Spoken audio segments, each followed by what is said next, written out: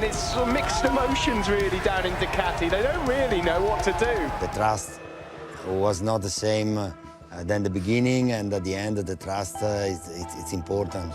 After 8 years, if you're not getting the result, most probably it's a good decision to change. And it wasn't easy, but was also motivation to achieve. Ducati is dominating MotoGP at the moment, and they're miles better than any other manufacturer on the grid for a few different reasons. But they never used to be this good. In fact, it took them nearly 2 decades and a lot of blood, sweat and tears to get to where they are now. This is an unbelievable transformation. So after spending hours researching hundreds of different sources, I'm going to explain exactly how Ducati went from one of the worst bikes on the grid to the best, a little bit of the history behind Ducati's racing pedigree, as well as Ducati's incredible innovations that helped put them on top. Believe it or not, Ducati is already pretty familiar with their success in their 70 years of racing history. Back in the 1950s and 1960s, Ducati started to enter races in the 125 and the 250cc classes, with bikes like the Grand Sport 125. Out of the gates, they were pretty competitive, which was largely thanks to their desmodromic valve system. I'll explain a little bit more about that in a moment, but these bikes were excellent in both road races and in hill climbs, and they took loads of different victories. But after this brief spell of success, they moved away from motorbike racing and instead focused on road bikes. It wasn't until the 1980s that Ducati returned to motorbike racing as a factory team. They entered the very first season of World Superbikes, and over the last 30-something years, they've taken 19 World Superbike Championships and over 400 victories. So yes, Ducati knows how to win, and they were making some pretty big motorbike innovations really early on in their racing career.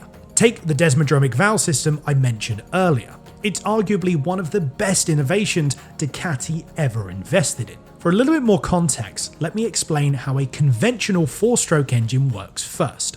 The valves you see here allows the air and fuel mixture into the cylinder at the beginning of an engine cycle. These valves open by a cam and then closed by a return spring. On a normal motorbike, these return springs were completely fine to use. But on race bikes of the time, these return springs were a huge limitation. They were about as reliable as a chocolate teapot on a bonfire. Anything over 8,000 RPM, they would either cause a loss of power because the return spring just couldn't move fast enough before the piston would go back to what's called top dead center. Or even worse, the engine would suddenly decide it wanted to audition for a dramatic explosion scene in a Michael Bay movie. They would literally explode. So with this in mind, have a look at Ducati's desmodromic valve system. Can you notice any return spring? That's right, you can't, because the Desmo engine didn't have any. Instead, they used 2 cams and 2 actuators, which meant there wasn't any need for the return spring. The genius of this system is in its precision. Everything happens exactly when it's supposed to. These engines were as reliable as a Swiss watch. But even with this incredible system, and the racing pedigree that Ducati had, in the early days of their MotoGP career, Ducati struggled. In 2003, Ducati launched the GP3. Now, it wasn't uncompetitive, but its first major problem was that it was a bit of a handful to ride. Ducatis are insanely fast in a straight line. Just look at these videos here. Nothing could touch them. It's part of the reason they're so dominant today. But this really aggressive power delivery made it pretty hard for the riders to manage, especially mid-corner and in the traction zones. With the lack of throttle modulation, it was really hard to get that GP3 in the sweet spot. The other issue was with the chassis. Normally you want a well-balanced chassis. A bike with good feeling at the front and good feeling at the rear. If you build a bike that isn't balanced, it can give riders a lack of confidence and they just won't be able to ride as fast. The early Ducatis had more load on the rear of the bike, which caused a lot more understeer. And it didn't give all that much feel at the front end, which made them even harder to ride, and no rider could really get the feel that they wanted, and that included the one and only Valentino Rossi. He moved to Ducati in 2011, but they still had the exact same problems that they had in 2003. The final piece of this not particularly good puzzle was Ducati's electronics. Honda and Yamaha had several years head start on their electronics. They poured so much money into them, and they couldn't build anything close, which made the bike even harder to ride. I'm sure you can see a pattern here by now. The early Ducatis just weren't that good.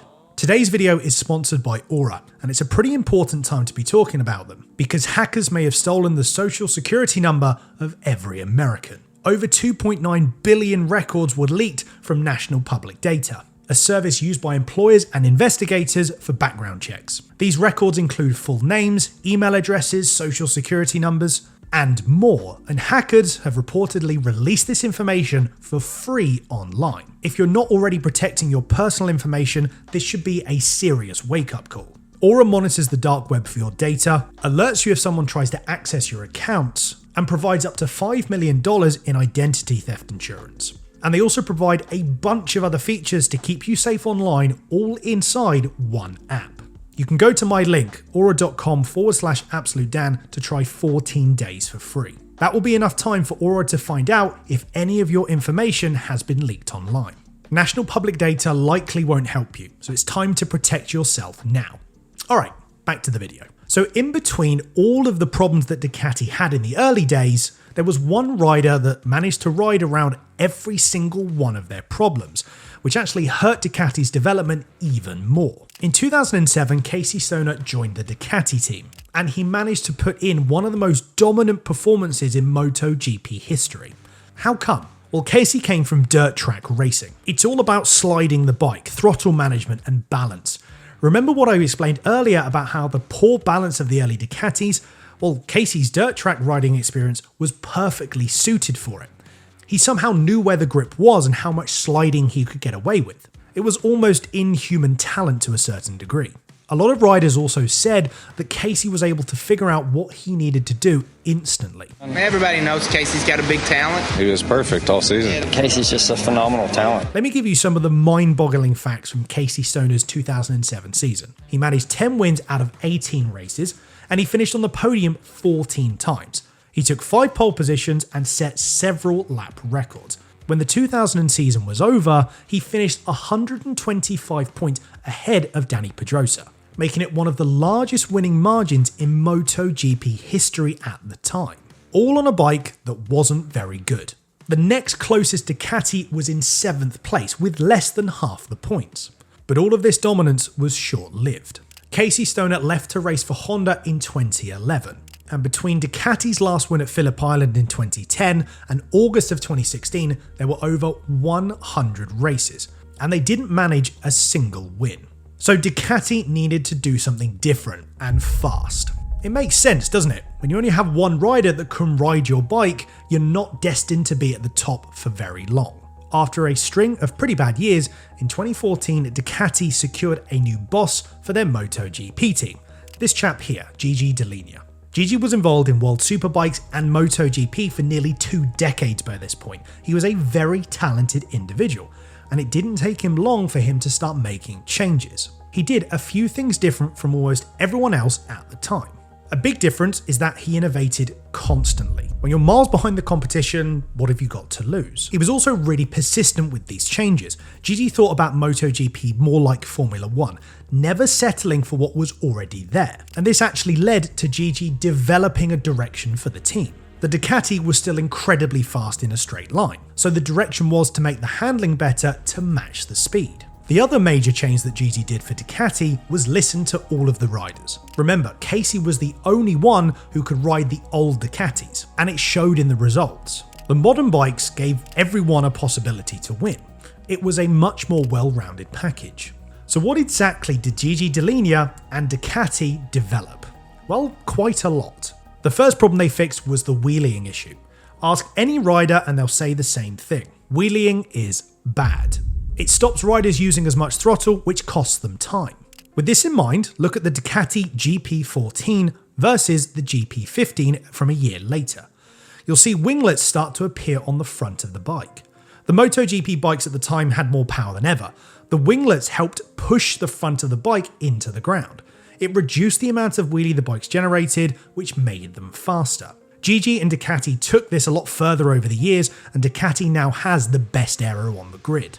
Another question Gigi asked is how they could get the centre of gravity lower. The lower it is, the better acceleration you'd have, and it would also help reduce wheeling. Well, this was their answer. You might have missed that, so let me play it again. Look at what happens at the rear of the bike. It drops down. When a rider pulls on a lever, the weight pushing down activates what's called the ride height device. This pushes the swing arm up, bringing the rear of the bike and the centre of gravity closer to the ground. It was initially just used at the start of the race along with the whole shot device, but after a few years, Ducati developed a system where it could be used on the exit of corners. It didn't take long for this to catch on, and now every single team on the MotoGP grid uses a similar device.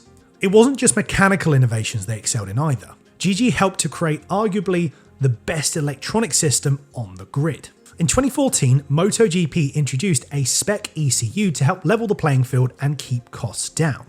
At the time, Ducati, Honda and Yamaha all had their own unique systems. But remember, Ducati's electronics were never that good, not at least compared to everyone else. What Gigi did was genius. He immediately adopted the new spec ECU for 2014. For the first 3 years, it was optional. Honda and Yamaha kept working on their own electronics right up until the last minute. By 2017, when the spec ECU was mandatory, Ducati already had 3 years of experience. The other manufacturers had to start from scratch. All of these different innovations took just short of a decade to come together, and the numbers speak for themselves. Have a look at this graph here. This is the number of wins Ducati's claimed since 2003. It's easy to see how all of the hard work has paid off. This wasn't Gigi Dall'Igna's first venture into insane innovations. He actually developed a MotoGP bike that used parts from an F1 engine. You can find out exactly how he did that by watching this video here. Thanks for watching, I'll see you in the next one.